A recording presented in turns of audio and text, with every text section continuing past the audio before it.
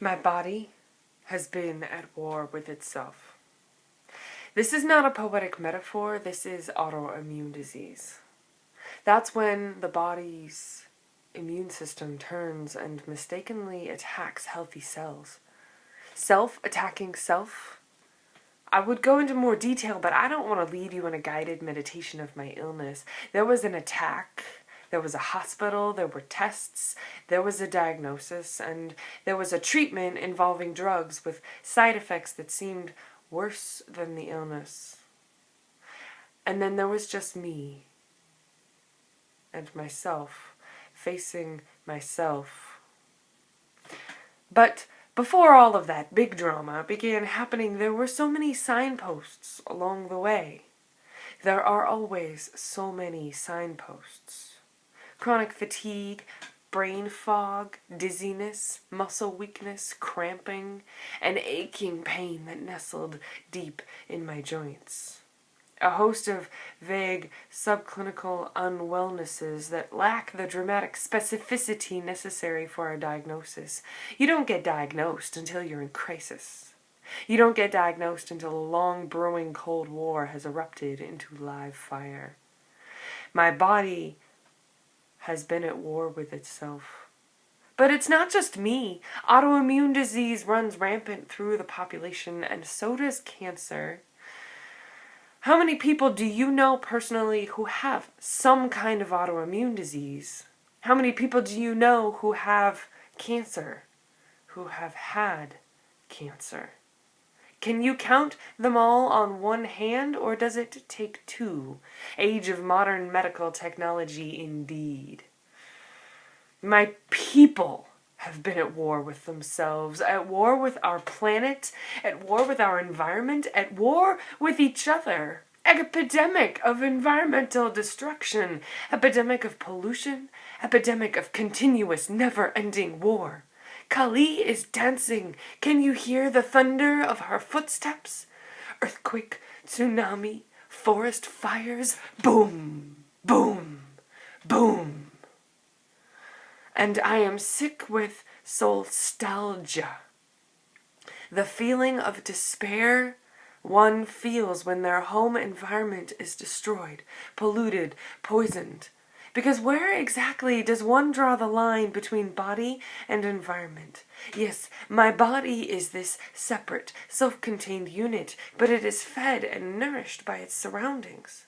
Food, water, relationships, experiences, these flow through me the way a river flows through a landscape. We are not separate. My environment and I, my community and I, that which is done to the land is done to us. Toxins, chemicals, pesticides, radiation, Wi-Fi signals, and strangely flickering neon lights. Does it really seem so outlandish that these things could be causing problems? Making us sick, disrupting the finely tuned function of our immune systems, confusing and poisoning our white blood cells until they become deranged monsters who can't tell the difference between self and enemy, like a combat veteran who wakes in the middle of the night, strangling his lover, thinking that they are a hostile attacker. That is less of an analogy and more of a reality than we would like to think. We are the walking wounded, carrying the hurts and fears of our childhoods, carrying the accumulated hurts and fears of our parents, of our ancestors, drowning in oceans of negative emotions, thinking that coping is a virtue. But it stops here. I will not be at war with myself.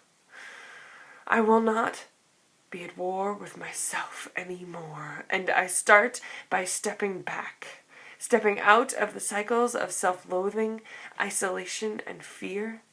I start with forgiving myself for being a product of my environment, and forgiving my family for being products of their environments, and accepting all things just as they are, and finding the beauty and the insight in all things.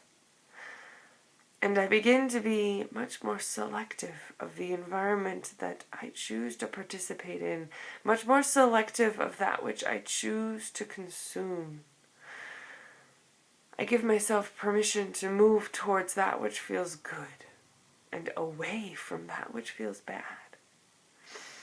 I give myself permission to expect that I should feel good most of the time. Permission to give myself the best rest, the best food, the best relationships, the best opportunities. I give myself permission to be selfish and extravagant. Permission to stop coping with pain. Healing, growing, evolving, becoming more complex, more subtle. This is an art of developing healthy habits, habits of wellness.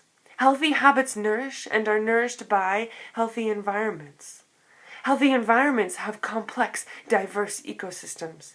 I am not separate from my environment.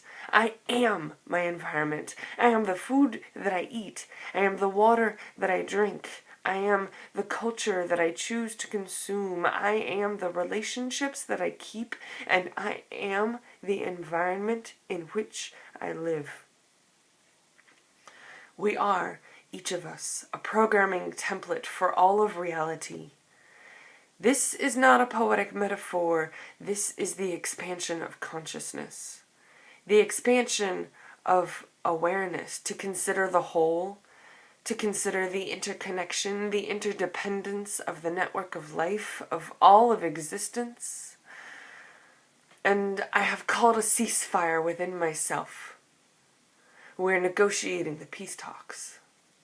We're teaching ourselves how to live in harmony with ourselves so that we may live.